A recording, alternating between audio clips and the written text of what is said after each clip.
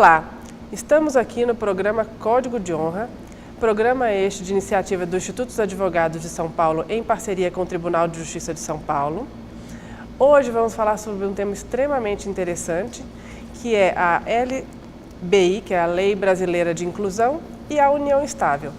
Para falar desse tema, nada mais, nada menos do que o nosso ilustre professor Álvaro Vilaça Azevedo. Tudo bem, professor? Como vai? Tudo bem? Vai? Tudo bem, Fabiana? Tudo bem. Ele que é ex-diretor da Faculdade de Direito da USP, ex-diretor da Faculdade de Direito do Mackenzie, ex-diretor da Faculdade de Direito da FAAP. Atualmente ele preside o Instituto de Direito Álvaro Vilaça de Azevedo, além de ser professor titular de Direito Civil da USP, aqui em São Paulo. Fora demais outras inúmeras qualidades que o senhor tem. É um prazer enorme para nós recebê-lo. Prazer é meu, aqui no recebi nosso com muita programa. honra esse convite do Tribunal de Justiça e do IASP, dizendo que eu estou sempre às ordens para fazer as comunicações que forem necessárias. Eu particularmente tenho um carinho especial pelo senhor por ser professora da FAAP e termos convivido há tantos anos juntos, né? Então, lhe agradeço a participação no nosso programa. E vamos falar então um pouco sobre a Lei Brasileira de Inclusão e a União Estável. Qual que é a origem dessa lei, professor Álvaro? Olha, houve uma convenção em Nova York de direitos humanos. E essa convenção, quer dizer, foi uma repercussão internacional e ela foi recepcionada pelo nosso Congresso. De maneira que a dúvida é a seguinte: se é uma norma de natureza supraconstitucional ou se é uma norma normal, né, ordinária. Eu prefiro interpretar como uma norma ordinária, porque seria mais fácil para ela ser modificada. Porque, na verdade, a convenção não foi incorporada ao direito brasileiro. E sim a ideia da convenção, que é justamente a de incluir todas as pessoas na sociedade.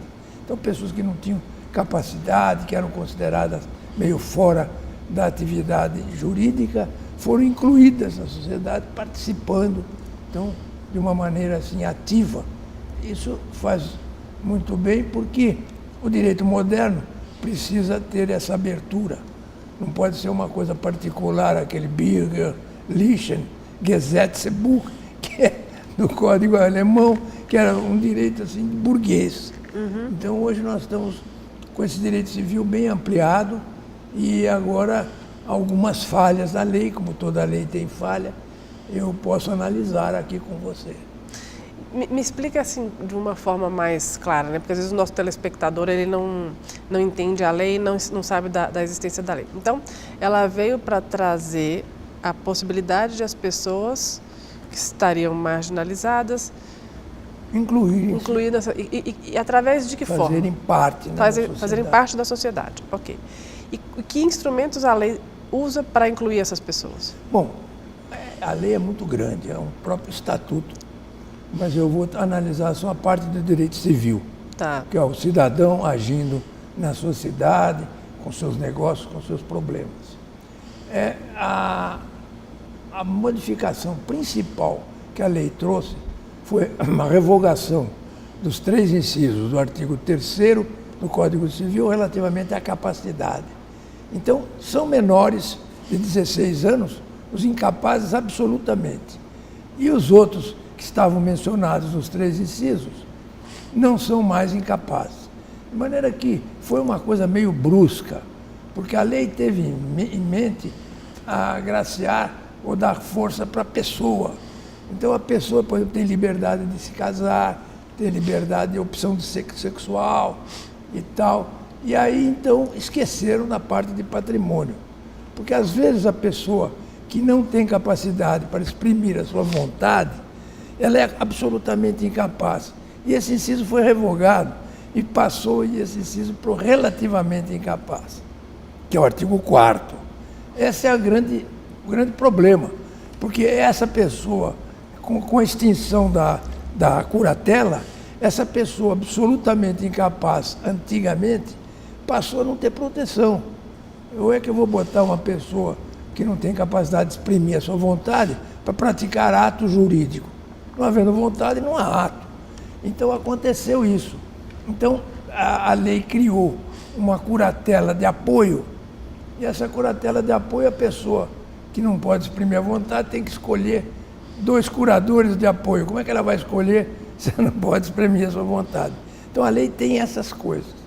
Eu chego à conclusão que toda lei não pode ter defeito, a gente tem que interpretar, que o legislador quis foi justamente, não foi revogar o fato, porque a lei não pode revogar o fato.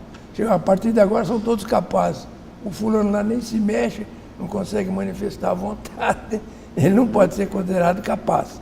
Então, esse tipo de incapacidade, eu acho que permanece, porque ele é um fato. O ato dele seria inexistente, porque não exprime a sua vontade. Então, ele precisa realmente de um curador com base num processo de interdição, pelo Código de Processo, e suprindo o Código Civil, que a parte da curatela do Código Civil foi revogada. Quer dizer, então, o que essas pessoas absolutamente incapazes, antigas, podem fazer? Tem a liberdade de agir, de praticar atos, entendeu? Mas não pode, por exemplo, praticar um negócio, fazer uma compra e venda, porque não tem vontade. Aí, então, é necessário que haja um curador judicial. Então. Agora, não sendo isso, a pessoa é meio fraca, então, no raciocínio, não sabe fazer o negócio. Aí seria o caso dela ser assessorada por 2 curadores de apoio.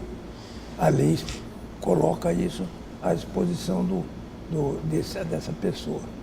E com isso, a gente tenta aproveitar a lei, que inteiramente é ótima, em todos os setores da sociedade, trabalhista, eleitoral, etc, etc. E aí, então, conseguimos captar muitos que eram incapazes para serem capazes e participarem da vida social. Então, hoje uma pessoa se torna capaz a partir dos 16 anos? Isso. Para todos os atos, menos para a parte patrimonial, é isso? Isso. Porque os menores de 16 são absolutamente incapazes, os atos são todos geridos pelos pais ou tutores. Certo. Né? O que desapareceu foi a figura do curador do incapaz maior, vamos dizer assim. Tá. Entendi. Perfeito. E a união estável? Essa lei também trata da união estável ou a gente... Não, a lei da união estável foi um projeto meu, que a ideia da união estável, como concubinato puro, não adulterino, nem incestuoso, vinha ocorrendo desde antigamente, quando nasceu o casamento civil, o decreto 181 de 1890, mais ou menos foi por aí. Então nasceu o casamento civil.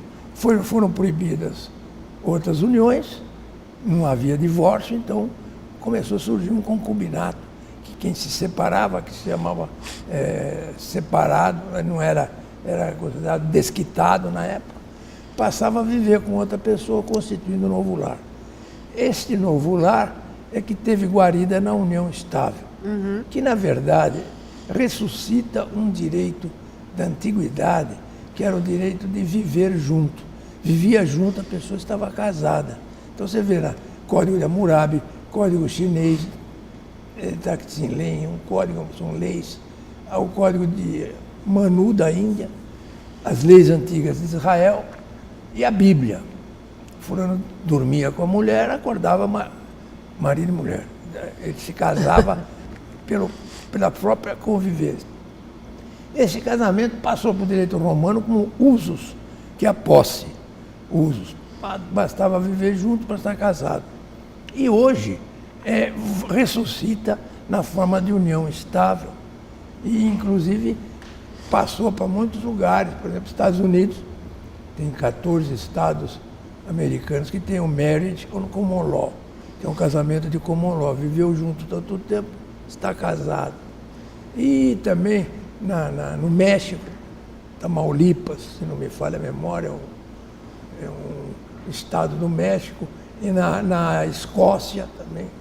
Na Escócia tem esse casamento de convivência. E no Brasil ressuscitou-se essa matéria por um projeto meu, que veio criar a lei de 1996, 2000 e não sei quando. Tá. Essa lei criou a União Estável, esse nome até foi escolhido, não foi por mim. Tá. Na época houve um debate entre juristas, e parece até que foi o Luiz Edson Fachin que ele optou por essa nomenclatura. Então, união estável seria uma união familiar sem casamento. E então, hoje em dia, a força está sendo tão grande a essa união para acabar com os privilégios, para acabar com os privilégios, etc., que foi revogado, foi considerado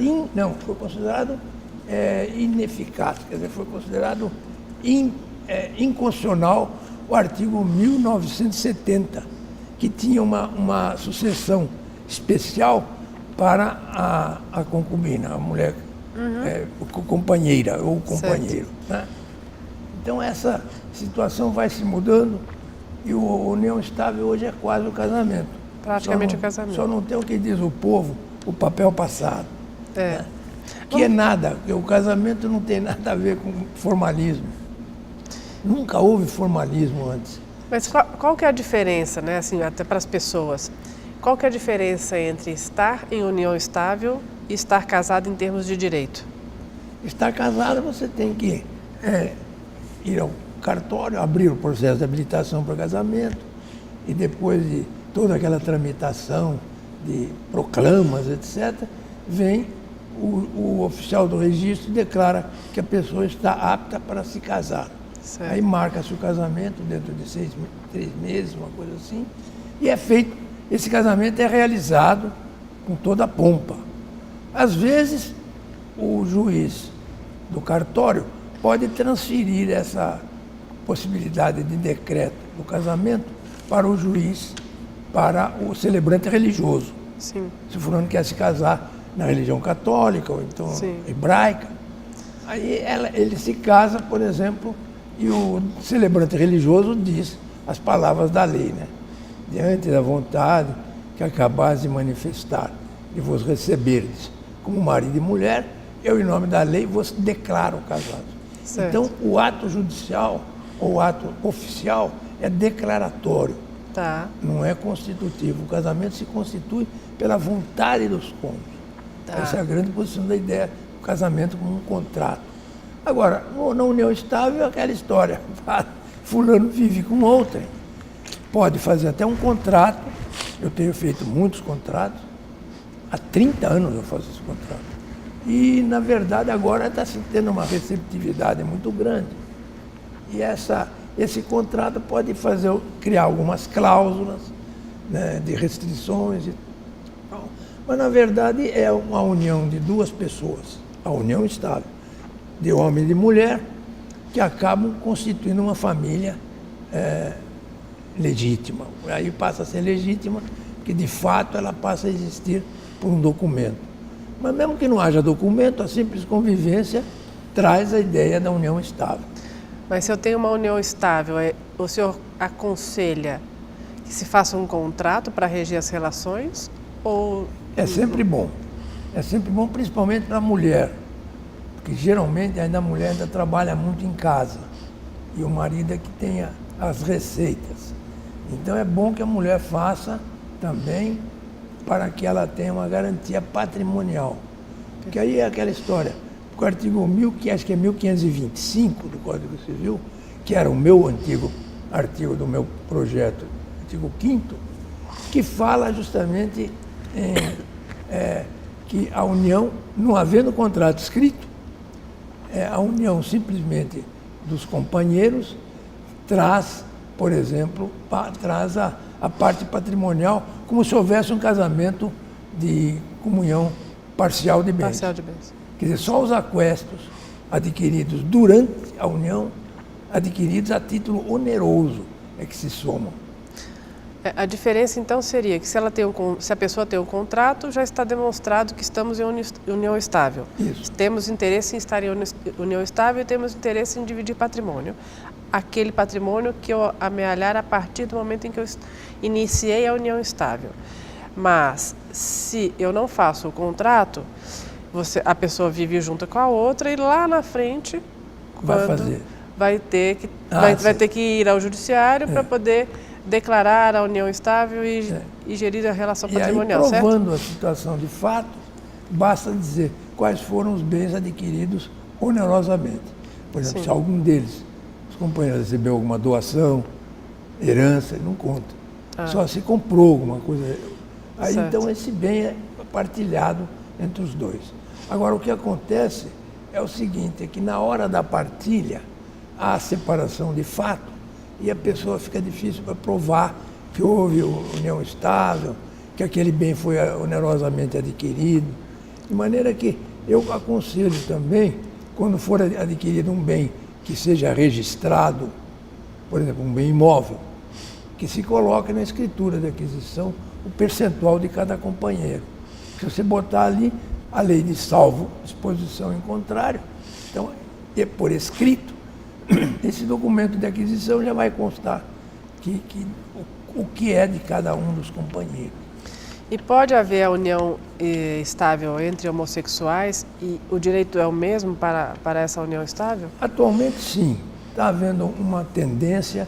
Primeiro, o Supremo Tribunal Federal considerou os direitos dos homossexuais e deu a eles, por analogia, os direitos dos casados, dos companheiros, homem e mulher. E aí, então, os homossexuais começaram a ter esses direitos. E aí houve um casal de mulheres que, no Rio Grande do Sul, pleiteou o casamento. Não união estável, pediu casamento. A primeira instância negou, o Tribunal do Rio Grande do Sul negou, e a matéria foi para o Superior Tribunal de Justiça, e acho que foi o ministro Felipe Salomão, que acabou sendo relator e concordou com o casamento homossexual. Então, como a jurisprudência não tomou dianteira nenhuma, não fez, a jurisprudência não, o legislativo não criou a lei, a jurisprudência vai criando esses direitos. Então, hoje, eu entendo que existe um casamento homossexual por determinação do julgado, dessa jurisprudência. Como não é universal a decisão, cada pessoa interessada teria que pedir no Superior Tribunal, o reconhecimento como casamento. Aí, então, sendo declarado casado, a pessoa cai no Código Civil. Aí cai com problemas seríssimos, que o casamento civil é muito mal, vamos dizer, muito mal redigido, muito mal mostrado nas suas cláusulas. Por exemplo, cria problemas pessoais, impõe direitos e deveres. Por exemplo, dever de fidelidade. São estupidezes. Certo. E se a pessoa propriamente não for infiel ou causar algum dano moral a outra pessoa, basta se separar. Né? Antigamente era crime, 240 do Código Penal. Foi revogado, o crime de adultério, porque o adultério é nada mais, nada menos do que uma infração contratual. E aí, então, o Código de Bevilacqua estabelecia uma forma de perdão mais absurda que o atual, que é a seguinte: o fulano, sabendo do adultério do outro, mantinham lá uma relação sexual, uma segunda noite de núpcias, e havia o perdão automático. Veja que é um absurdo. Você pode perdoar um adultério por relação sexual. Isso, então, foi no Código Bevilacqua, foi abolida essa matéria no novo Código, mas continua muito casuístico. O cônjuge não pode isso, não pode aquilo. Quer dizer, o Estado se intrometendo na vida particular. Isso não pode acontecer, porque o direito tem que parar à porta da casa. O direito tem que acompanhar a evolução, né? Da sociedade. Se a norma é de ordem pública, então o Estado pode entrar dentro da casa. O novo Código diz que não pode mais se mexer na instituição familiar. Mas, por exemplo, um comete adultério, não pode chegar lá um Ministério Público para o outro cônjuge, você tem que se divorciar. Tá certo. Eu quero aproveitar a presença do senhor no nosso programa, professor Álvaro, para o senhor falar também um pouco sobre o instituto que o senhor mencionou, que é presidente hoje, o Instituto de Direito Álvaro Vilaça de Azevedo. Qual que é o propósito do instituto? O propósito do instituto, ele já nasceu há algum tempo, ressuscita agora com as suas novas atividades, é justamente um interesse cultural na área jurídica. Nós estamos preparando revistas, eu estou gravando aulas para serem difundidas, vamos dizer, por aqueles instrumentos de internet, com os quais eu não mexo. Tá. Senão eu vou levar um choque. Tá. E aí, então, o Instituto está promovendo cursos, pode ser que se transforme até num grande curso de pós-graduação ou de direito, um direito mais complicado, com temas mais modernos, de maneira que o Instituto tem agora uma participação muito grande.